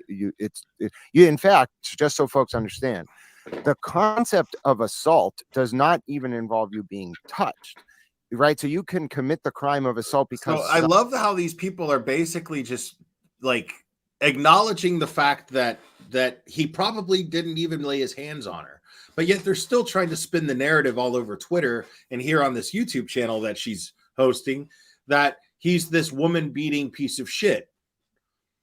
So, like, get your story straight. Like, either he's a woman beating piece of shit or he's not. You know?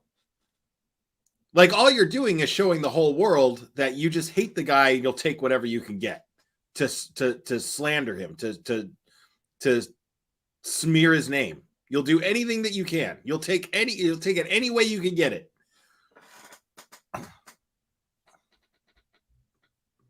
So you induce that in someone, the fear of being hurt. Assault and battery is when you actually commit physical contact, and it doesn't matter. I mean, maybe the severity could bump it up to something way more serious if you like kill them or really hurt them, but just pushing someone over a couch, you've battered them. It doesn't matter whether they pass out or die from it. You battered them. And I think the context. So riddle me this, Batman. If he denies doing this and she's caught on at least a half a dozen other lies, then why are we to believe that she's telling the truth about him pushing her onto a couch? Because right there, if I'm a juror in that case, there's too much doubt. I'm looking at her saying one thing and I'm looking at data that tells me something else, like a recording of her saying that she's a recording of her. She's saying that she's afraid for her children. But in this recording of her, where she acknowledges at the beginning of the recording that she is being recorded and she knows it, she says, I'm going to wake up my kids. I'm going to put them in my car. I'm going to drive over to your house. I'm going to sit in your driveway, and I'm going to perform this self-abortion in front of your house. Since you are so insistent on leaving. Because the entire recording is her complaining about him leaving. Right? So explain to me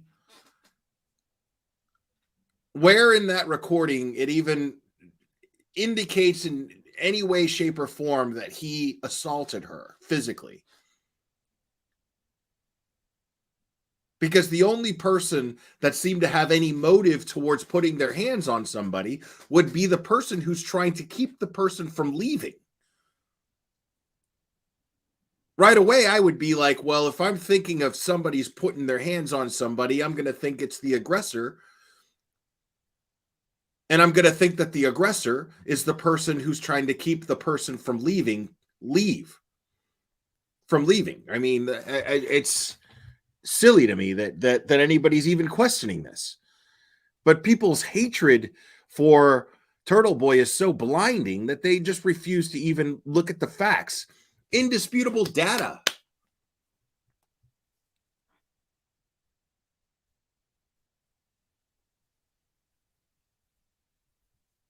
Right. Sorry, but if I was being abused, the last person I'd want in that situation is my abuser. Right. Like, she's at home and he's trying to leave. And she's got 4 kids there sleeping. And she's saying, don't leave, don't leave. And if you leave me, you're a piece of shit, blah, blah, blah, blah, blah. If you leave, this and that, don't you dare leave. You're breaking your promise, blah, blah, blah, blah, blah, blah, blah, blah, blah, blah, blah. Right?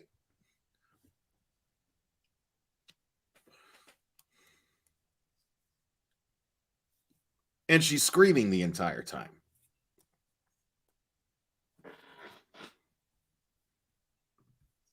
Surrounding the incident was what concerned me and disgusted me the most, honestly, is that it wasn't just and again, like, Aiden is someone who historically, without getting into details about yet another pending case, if someone walks into him in public, he's down to the police station. Money, literally walks into him, right? It's the worst thing in the world, right? And we know this, right? So shoving someone is definitely more deliberate of an action than walking into them, first and foremost. And it was the fact that he had gone over there to essentially threaten and pressure her out of complying with the subpoena. He wanted to see, based on that recording, if I'm, and I don't know, I wasn't there, but if even if I'm thinking, okay, what if Turtleboy pushed her onto the couch? I'm going to assume, based on that recording, that he's pushing her off of him, trying to leave.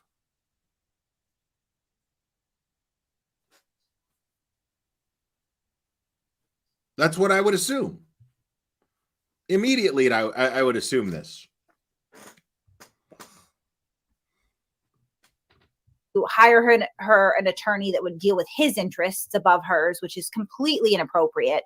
And, is kind of, again, boilerplate witness intimidation. He threatened her with sensitive information about her children if she complied. He threatened her with nude photos if she complied. Like, that's a problem. That's that power and control dynamic that we see in abuse. It doesn't need to be physical.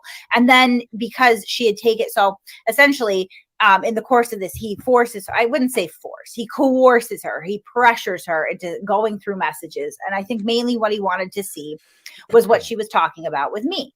And he knows just from those messages, because he went through all of them, that at no point did we ever plot to get him arrested or anything like that. My main concern with her was supporting her through this horrible social media onslaught that she felt was coming because she wanted to break up with him. And I wanted to help her extract herself from that relationship in a way that was safe and comfortable, while also protecting herself. And as she testified in the course of our conversations about this, she started telling me things that I felt would be information that I couldn't do much about, but the police could. So I did connect her with the police voluntarily. Without any direction. I am not an agent of the state. They are not paying me, or they are not directing me. They are not giving me suggestions even. I have been investigating this whole mess with Karen Reed because I hate Aiden, partially, and because I think Karen Reed is a terrible person that's doing something terrible. So I have a vested interest in this. Sometimes I make content about it. Other times when I get information, I feel like it would be best served going to the authorities and not YouTube, right? And so that's what I've been doing. And that's what happened with this victim, right? So he knows this, though, because he's seen the messages. And I'm sure that he has seen ad nauseum how I shit on him constantly because he's a weird jerk-off goblin with a tiny red dick. And I think wow. So, okay. So, I mean, she's basically just openly admitting that she's completely biased in this situation. And she's looking for anything that she can to smear this guy And she's taking every opportunity to insult him in any way she possibly can. But we're supposed to take her seriously as far as delivering facts, right? We're supposed to just take her seriously and find her credible. As angry as she clearly is here, who just admits right here that she inserted herself into this situation because of her bias feelings about Turtleboy. She just absolutely admits it right here. But we're all supposed to take her seriously as a credible source for information, right? Okay. Think she could do better. I know she could do better. And then I was really encouraging her to stay away from him, block his number, block his social media, don't call him, don't answer his calls, don't see him in person, right? That's the opposite of trying to lure him to someone's home. I'm telling her, and she's agreeing with me, stay the fuck away from him. But these things are complicated. They're tough. They're tough, right? And there's a lot of, as we've seen with Aiden and the women, right? Because there's a lot of them. I call them the Manson chicks now. There's a lot of coercive control involved. Yeah. Right. Yeah. They all have that 1,000-yard stare. It's very bizarre. Very, very Well, you know what struck me was obviously trying to parse all this out between December 26th, when he was first brought up on the bond violation for this DV charges, as well as arraigned on them. Between then and the RO hearing on Monday, the thing my brain kept focusing on was, why does he keep saying that the victim stole his notepad?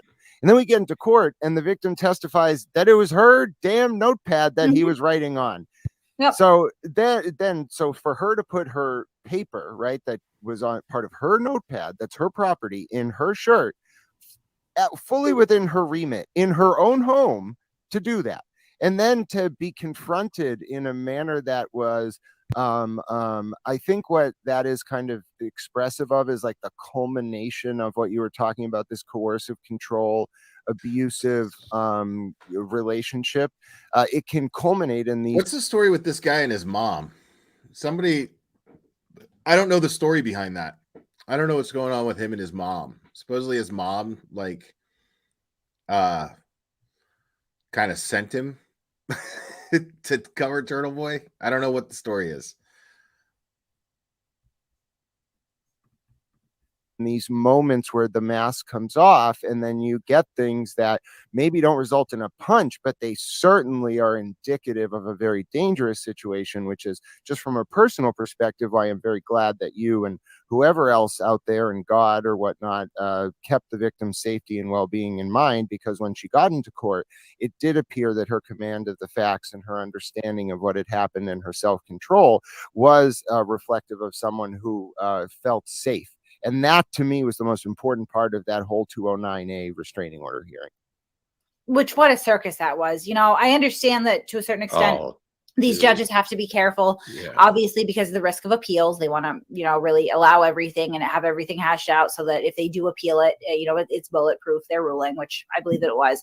And I understand that there's a certain amount of scrutiny with the cameras and the media and the, 25 or so turtle tards that showed up with their, sign. Well, they didn't have signs this time, but there's scrutiny on it. So I understand. I was disturbed to see that this was essentially an 8-hour hearing.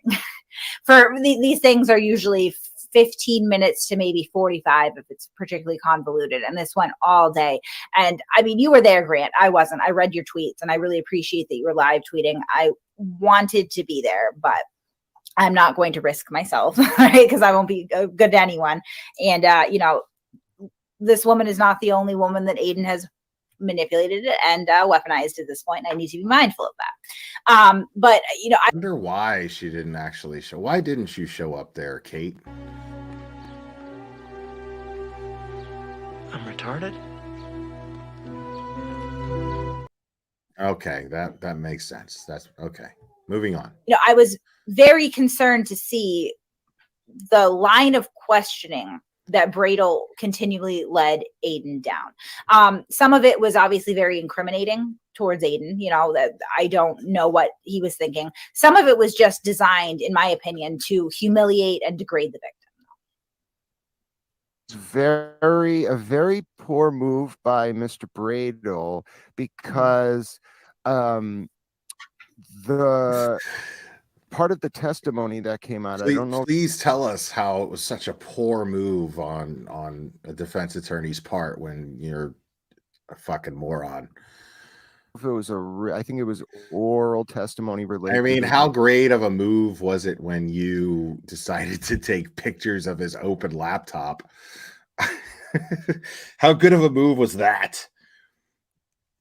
Oh my goodness, hold on. We haven't done it all night, folks. I think we got a super chat. Super chat. I think we got a super chat. Super chat. Super chat. Super chat.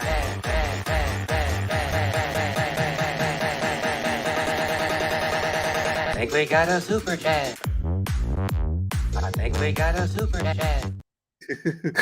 Jamie says Wendy Murphy and Jennifer Kavanagh are clones of one another.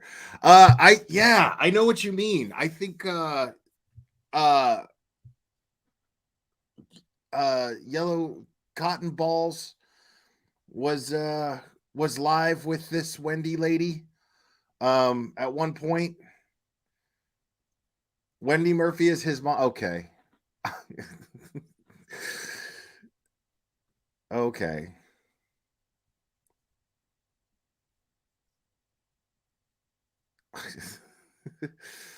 Wow.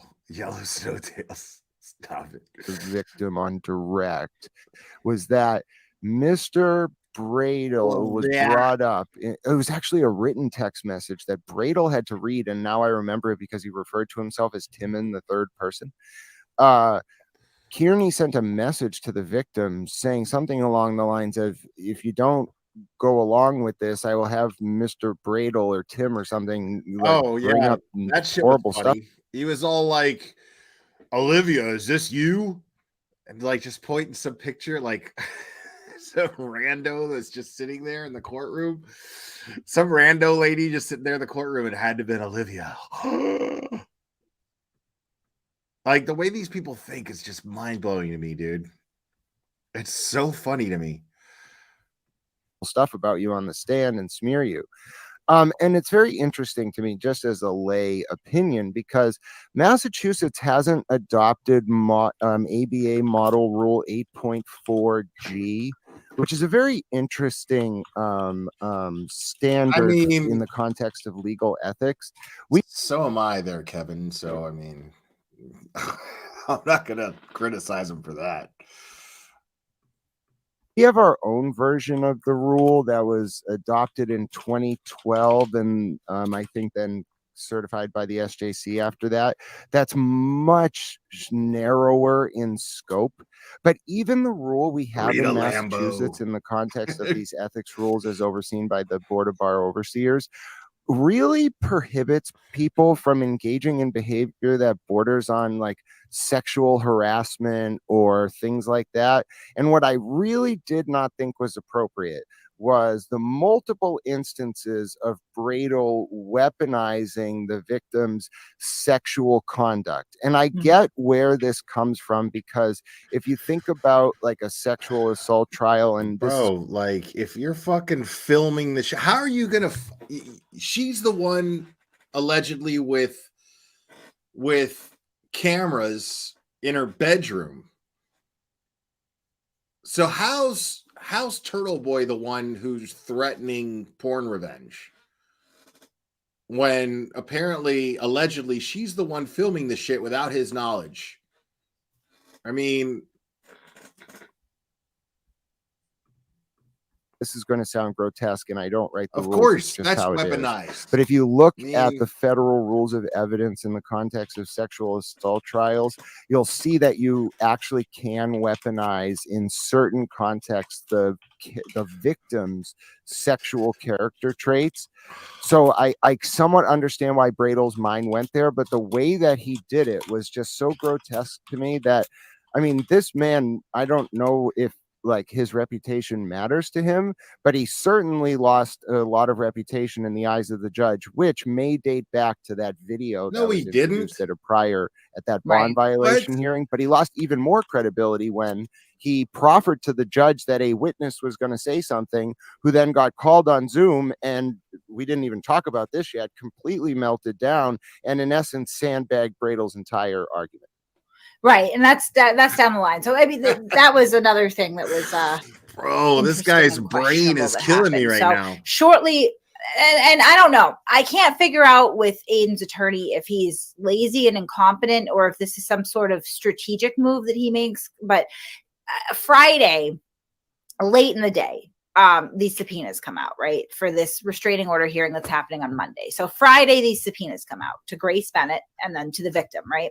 And Grace Bennett, the witness, is freaking out, going, "I told the investigator I didn't want to talk to him. I'm not going to, I'm not doing this. I'm not doing this. I'm not doing this," right? And I thought it was interesting because I feel like there were some notice and opportunity to be heard issues that could have been brought up with that, because she didn't even have time to get representation if she was so inclined, really. If you're getting a subpoena at 3:00 in the afternoon on Friday for a hearing on Monday, and you can't say that there were time constraints on the defendant, Aiden and Bradle's part, because they had 10 days, and that's the other thing that I just heard Bradle say too that's just inaccurate, that well, Just Larry, you have a channel. And yes, we almost daily we talk about the details or any developments in the Karen Reed trial or pre-trial happening. But you have a channel. Go ahead and cover it.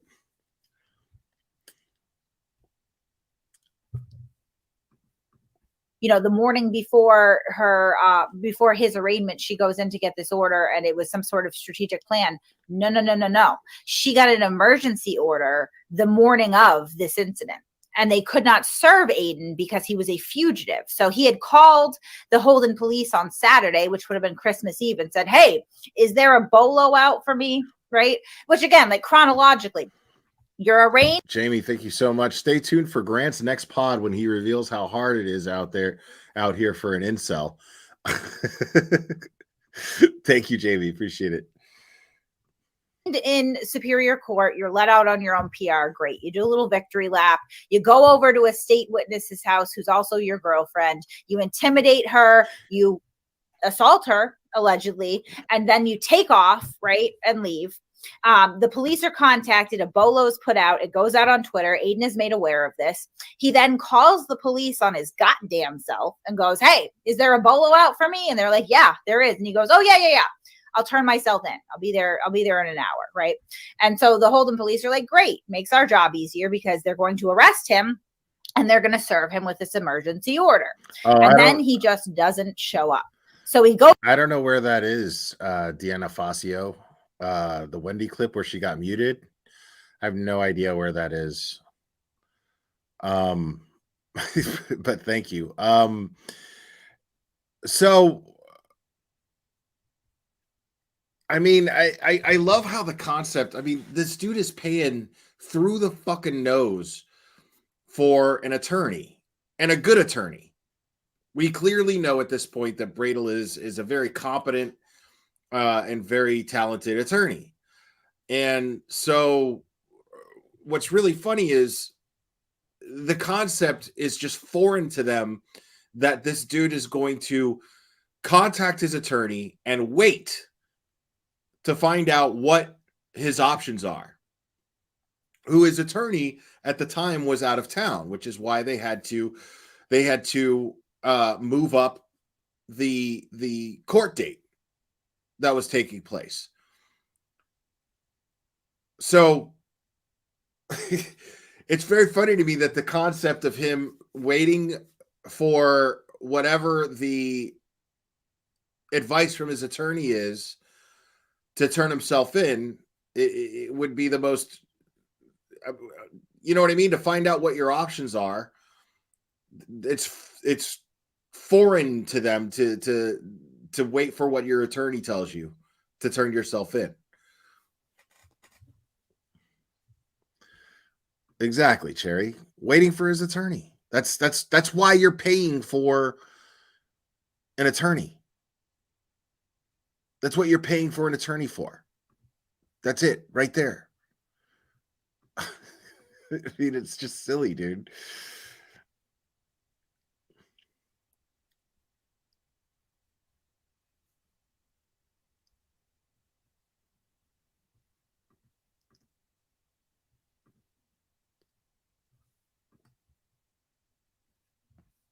Sorry, I'm just looking up something here real quick.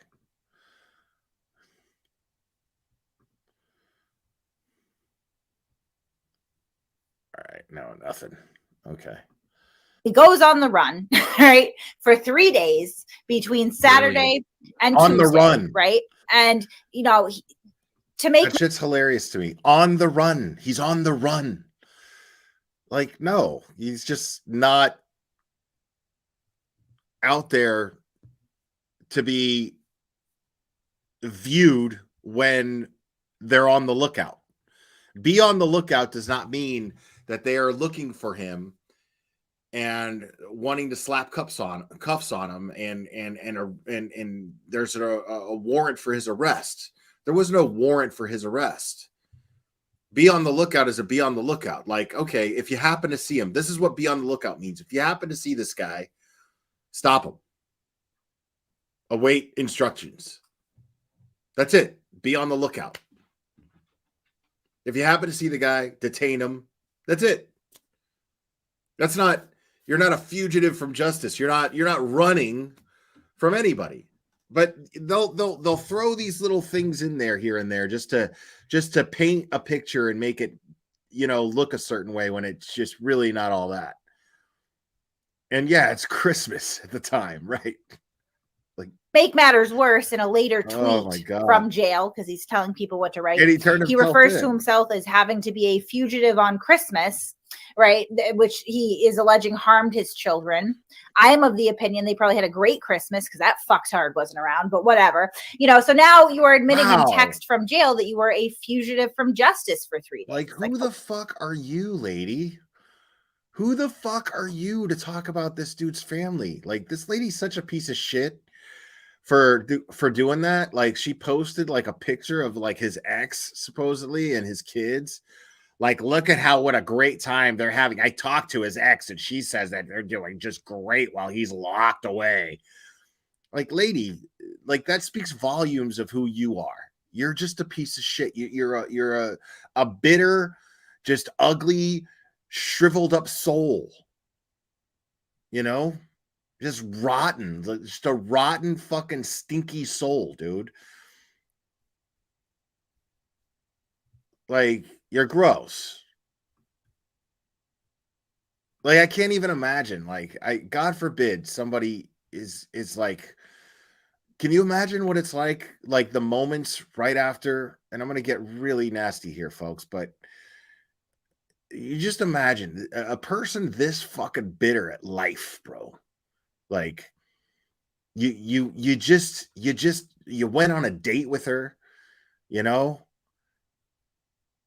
and then the real her comes out after you just had sex for the first time. And then you're just, and now you're just in that position because that's the case with a woman like this, bro. You're in that position where you're just like, fuck. Now that I've had her in the most intimate point that you could be with another human being, like, now I'm seeing like the real her, and now this person has to like worry about if they're being an asshole once they see the red flags, because those red flags are going to come up. She can't even, for the sake of her own credibility, hide the red flag of hatred for Turtleboy that she has. She's clearly biased, and she clearly is bitter and hates this guy, and she says it constantly. She doesn't even try to hide it. So can you imagine, like once, oh God, I know this type oh so well. And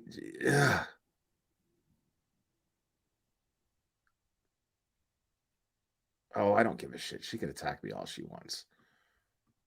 Like, what kind of argument are you going to make about bail, right? So then finally turns himself in on Tuesday. That's why the order, because it had expired on Tuesday. It was an emergency order until the next court date. So she was there because the courts were open. That's the only reason that happened. It wasn't some sort of strategic move to fuck the guy over. It was simply like, you had a restraining order that was active. You dodged service. She's got to go back and extend it. The restraining order was active for an hour. That's it. hold on. If you have any thoughts on that, I just gotta grab a laptop charger. So I'll be right back. Yeah. I was just gonna You say, didn't do that before you went live. He just had to make sure that he was a flight risk before finally, turning himself in. Like, yeah, I'm aware that there's this bolo with PC, but I'm just gonna not deal with it. I'll tell the cops I'm coming in, do a no-show before facing the music. Like, that's a brilliant strategy there. All right. That's what I mean. And you could just tell by the people that and I mean, I don't know, maybe people don't think about the intricacies of flight as they're doing it, but generally you don't want to, I'm talking as a lay opinion here. Generally, you don't want to express intent of fleeing. It's just not like, forget about the instant case at bar. Jesus like Christ. All right, shut the fuck up. Turtleboy's got some haters, man. That shit is just so funny to me. People hate this guy so much.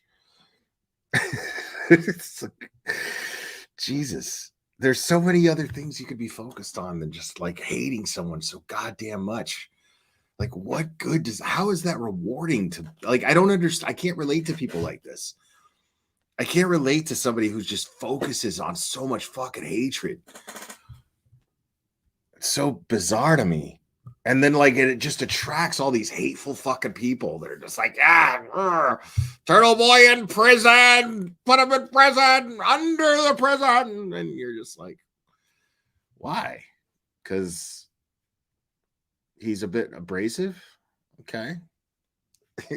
I mean, Karen Reed must be guilty because we hate Turtleboy so much. It's just so funny to me, dude. Like, I just don't understand the mentality. I don't understand the reasoning behind that thinking.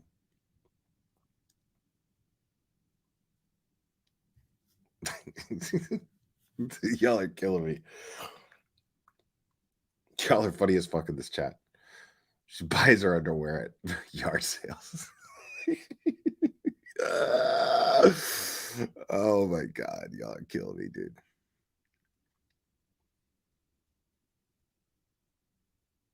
Nice. Right on. Yeah, I hope. Yeah, man. If you guys donated to Turtleboy's Defense Fund, man, thank you for that. That's awesome. I hope we were able to raise a little bit for him with this stream.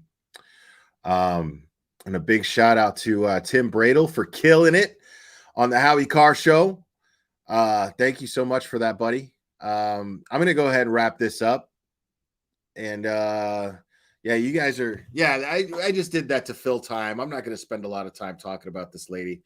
I just wanted to just get an idea. I don't think I ever actually got a look at her or listen to her talk, but I mean, she just told me everything I needed to know. She just told me everything I needed to know about her, So yeah. Anyways, I think you guys are fantastic. I appreciate all you guys being here.